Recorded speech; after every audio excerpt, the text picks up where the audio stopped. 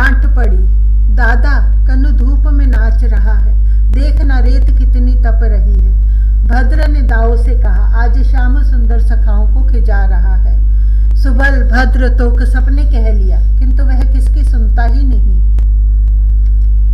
कन्नू, दाऊ ने पुकारा, किंतु कन्हाई कहाँ सुनता है। धूप पड़ रही है, रेत तप चुकी, उसके भाल पर श्वेत कण चमकने लगे हैं, उसका मुख लाल लाल हो गया है, किंतु उसका ध्यान सखाओं को खिजाने की ओर है। सबको खिजाने के लिए वह और शीघ्रता से नाच रहा है। जानबूझकर पैर इस प्रकार पटकता है कि नुपुर अधिक से अधिक शब्द करे, हाथ नचाता है और घूमता है। कन्नू, दाऊ ने कुछ अधिक ऊंचे स्वर से पुकारा, चल छाया में आजा, रेत पर रही है। कन्नू सुनता नहीं, देखता नहीं किसी की ओर। वह मुस्कुराता जाता है, नाचता जाता है। उसकी एक एक भंगी में नटखटपन है, जैसे वह कहता हो, मैं नाचूंगा, क्या करोगे तुम सब, मैं कहाँ किसकी चिंता करता हूँ।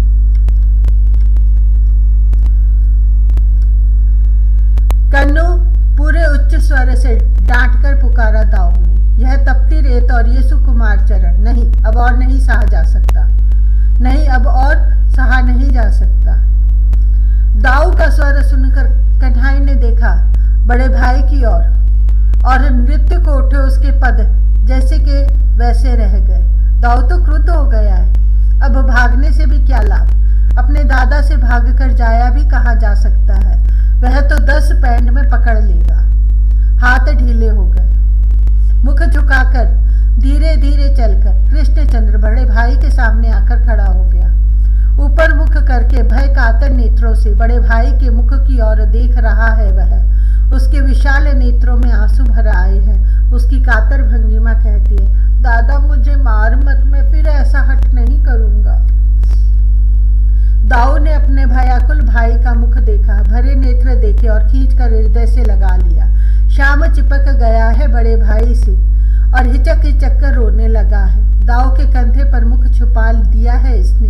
हिचकने सिसकने के वेग से इसका सिर और पीठ हिल रही है। रोता जा रहा है कन्हाई। दाऊ के नेत्र झर रहे हैं। श्याम की अलकों को भिगाती जा रही हैं बड़ी बड़ी बूंदें। छोटे भाई की पीठ एवं सिर पर हाथ फेरते फेरते दाऊ बड़े स्नेह से कह रहा है, कन्नू, तू धूप में मत खेला कर, तेरे चरण देख तप गए हैं, रो मत कन्नू, विश्राम।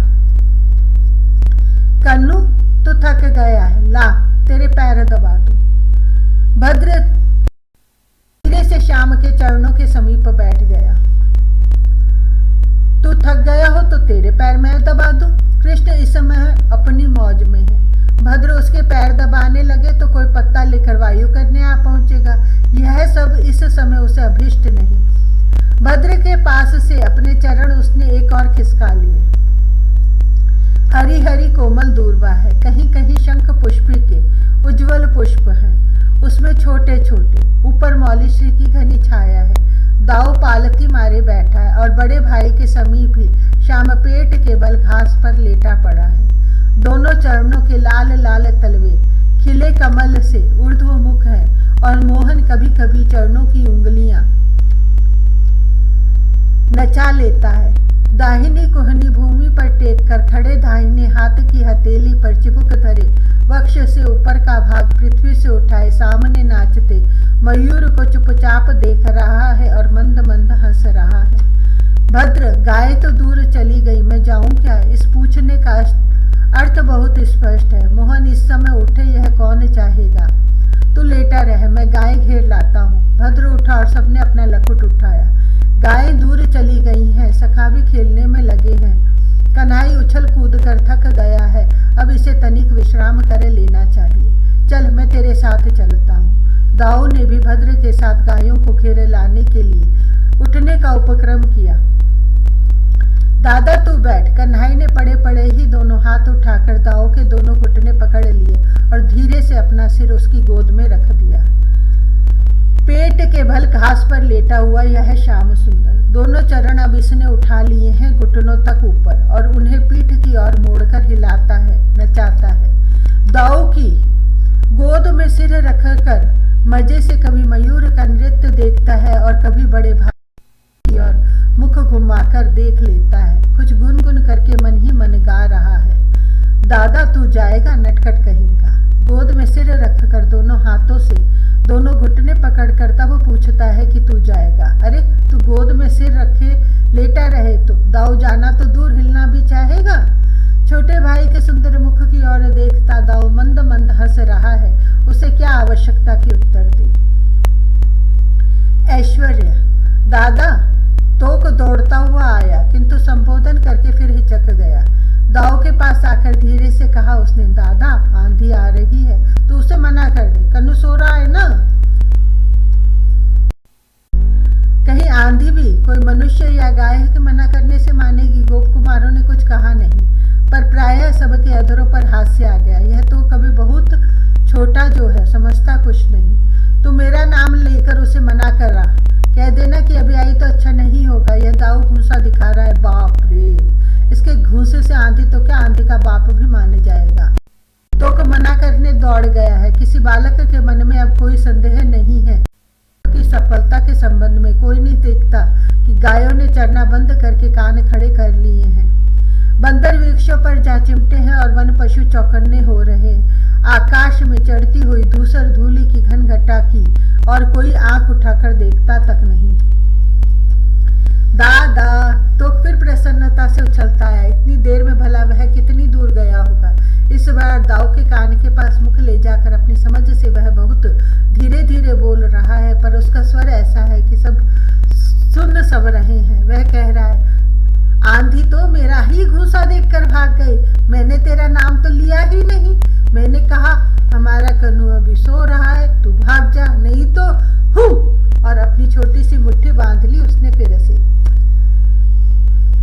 तू किसी से कम है, दाऊ ने प्रोत्साहित किया तोको को। शाम सो रहा है। सघन तमाल के नीचे लाल लाल आम्र किसलियों की शैया पर भद्र की गोद में सिर रखकर वह सो रहा है। सुबल की गोद में उसके चरण ऐसे पड़े हैं जैसे दो खिले कमल। पटुका उसने एक और हटा दिया है। बड़ी बड़ी पलकें बंद हैं। वक्ष और उदर मंद मंद हिल रहे हैं। सो रहा है कन्हई। मंडली भद्र कमल के पत्ते से वायु कर रहा है उसे। दाऊ पास बैठा है सटकर। वह अपने निद्रित अनुज के अधरों पर जो स्मित की रेखा है उसे देख रहा है। कभी कभी धीरे से कन्हई के भाल पर आई अलक को हटा देता है। यह अलक भी कम हटी नहीं है। यह बार बार भाल पर चली आती है। तोक आज संरक्षक बन गया है। कन्हई की दूसरी मूर्ति तो वैसा ही पीतांबर परिधान नील सुंदर। गोप कुमारों में सबसे छोटा तोक तनिक दूर चरणों की ओर अपना छोटा सा घूंसा बांध कर खड़ा हो गया है। उसकी रिंग, उसकी भंगी, उसके नेत्र, उसकी है। कोई बोल नहीं सकता, कोई आ नहीं सकता। ना आंधी का संगी साथी। हमारा कन्नू अभी सो रहा है।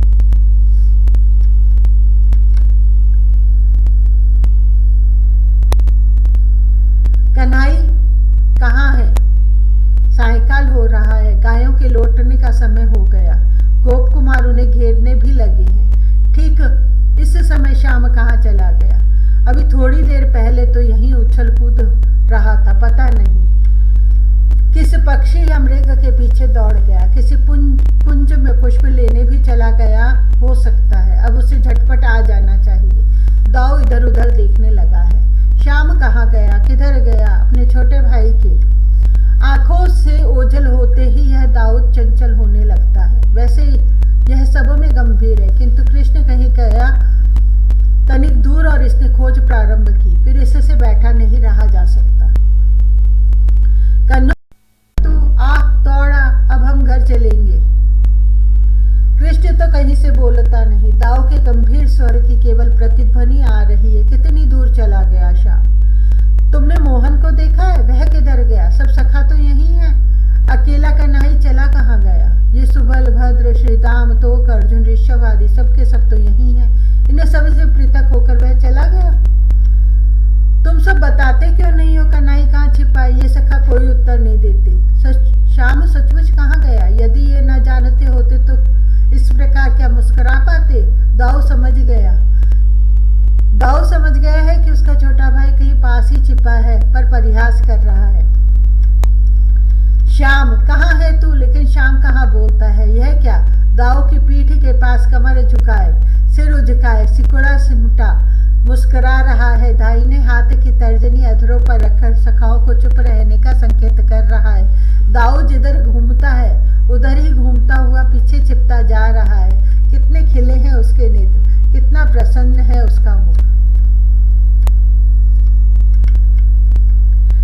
अच्छा, दाऊ हंस पड़ा खुलकर। ये सब सखा कहाँ देख रहे हैं? क्यों ये उसके पीछे की ओर देख कर हंस रहे हैं? दादा, श्याम ने देख लिया कि दाऊ जान गया। अब वह झट से पीछे घूम पड़ेगा। पीछे से दोनों भुजाएं बड़े भाई के कंठ में डालकर चिपक गया है पीठ से, और गर्दन के पास सिर रखकर हंस रहा है।